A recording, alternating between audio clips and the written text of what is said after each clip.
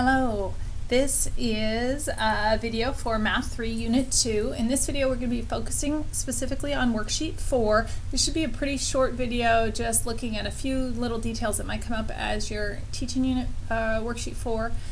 I just want to remind you that in Unit 2 we are focusing on students learning multiple representations for how they are solving problems. So you're going to see them being asked to solve things graphically, numerically, algebraically, and in words. And so in this worksheet, like the ones before it, you'll see students graphing and then tying their graphical solution to an algebraic solution. But there are a couple things that come up that I wanted to show you. Just in general, first, let's look at number 1 just to give you an idea of what's going on here. We're trying to get the students used to the notation.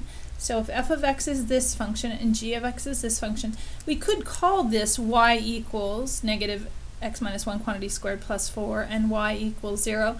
But by using function notation, we're able to give these two different names and make it clearer when we say we want when f of x has a y-intercept versus when g of x has a y-intercept. And so these are names instead of just using y.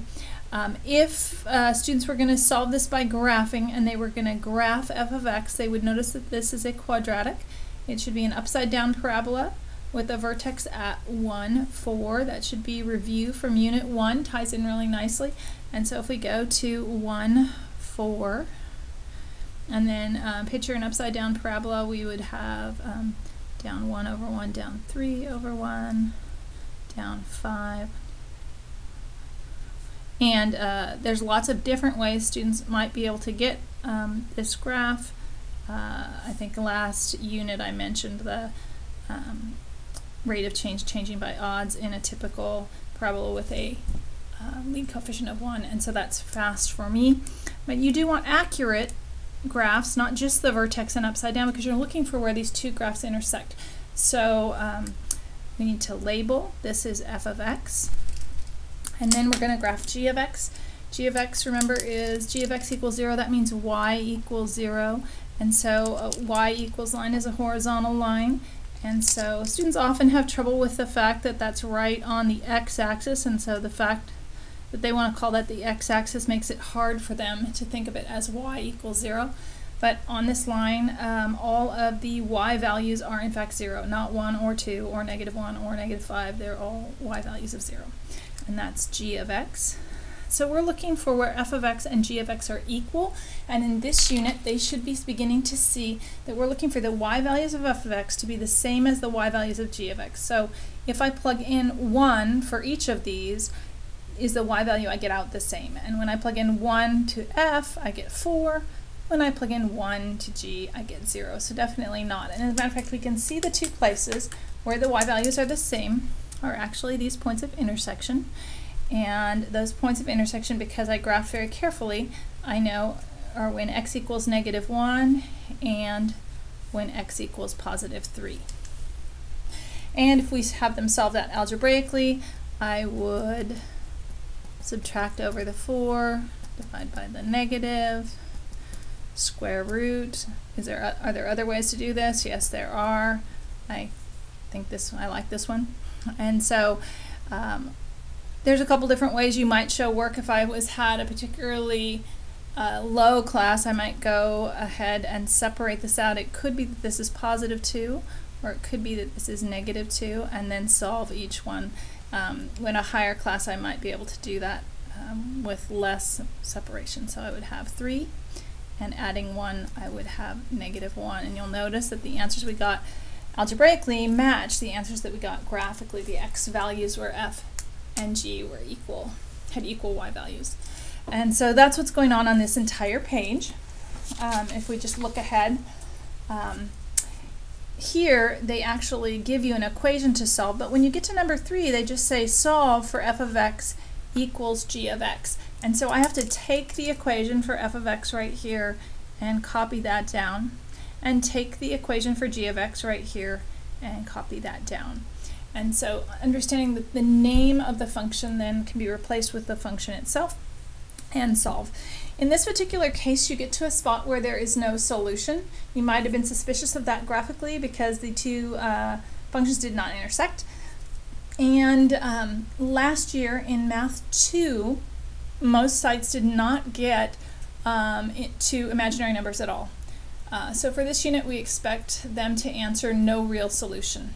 If you check with your Math 2 teachers at your site and someone did do a brief introduction of imaginary numbers, it's not terrible to say that this is 3 plus or minus I, but as graphically they need to realize there's no solution, there's no real place, there's no real value of x that we can plug in that would cause these two functions to intersect.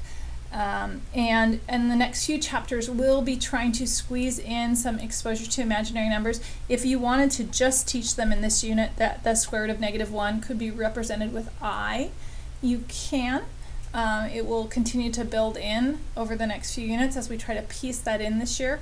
But I think comparing graphically to algebraically, that you'll find that here my eyes see absolutely nowhere that it hits, and here I get no solution that will, no real solution. You keep saying real even if they don't know what that means. That will feel good to the students in terms of making sense. And so you don't have to worry about bringing in I here yet. But if a kid brings it up, you can point that out. That's true, that is I. It's not a real number, it's an imaginary number, and so there are no real solutions where we see these intersecting. A year from now, our students should know imaginary numbers, and so when this comes up in the following year, you should be able to expect them to say this answer is 3 plus or minus I, and know that that means that there's no intersection on the graph, no real solution for where those two functions equal each other. Okay. When you get to number 4, on number 4, you when you graph, you can tell that they're intersecting somewhere in here between 0 and -1, between 2 and 3, but you can't tell exactly where. You may decide to have your students make a prediction.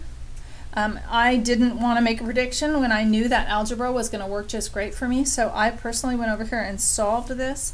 I got 1 plus root 2 and 1 minus root 2, and got those to decimals to the nearest tenth. It was 2.4, approximately 2.4, and approximately -0.4.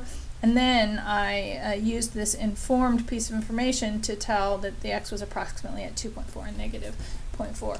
If you feel really happy with these answers, these exact answers, it's good to let the kids know that those are exact answers, but know that students will be expected to approximate values also, and so it's good to have them have exposure to both things, even if you have a preference one way or the other. Make sure that they have seen both ways. Okay. On the back side, you'll find, after, just like all the other worksheets that we've worksheet 2 and worksheet 3 that you've seen, now they're going to have more practice, more algebraic practice. These things should all be in some sense review, but now they'll have a little bit more graphical meaning for what's going on. So now they're going to solve the equations. If there's no solution, write none and explain why. Oh, I did not explain why there. So the first couple, this one is factored, this one can be factored. Their factoring skills are not fabulous, so this will be a challenging problem. But after that, none of the others can be factored until the very last one. You will need to use quadratic formula.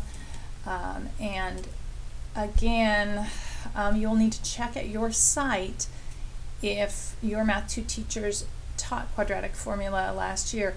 Again, a year from now, no problem, but last year they were a little jammed for time, and they may not have full coverage of this unit. So this may be a time where you will be teaching them quadratic formula for the first time or near first time. They might have been a little tight. Check at your site to see what's true in that regard.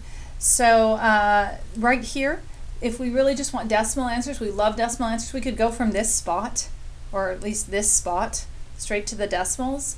But it's a great time to reinforce some skills. Breaking down a square root was sort of a new thing for students at the end of Math 2, and reducing a fraction, you know, is always trouble. And so I would ask my students to do all of this and then change to decimal form, so that I take the opportunity while I have it here to have them practice these skills. And you'll notice that there are several times where they get to do that. Number 9 and number 13 are both cases where there is no real solution when you solve them. And if you had a group that was ahead and knew imaginary numbers, then this would allow reducing with the imaginary numbers. But this year, you're probably going to just stop here at no real solution, and that's fine. We have times to pick up imaginary numbers a little bit in the next couple units. So if you want to introduce what I is and begin to play with this, it won't be tested on this test, but you could just begin to build an understanding of, if you have a square root of a negative, what can you do? If quadratic formula is a big bite for your kids, that's probably all you're going to want to do on this day. Okay, so that is pretty much it for worksheet 4, and from there we'll go back to some numerical solving. Good luck.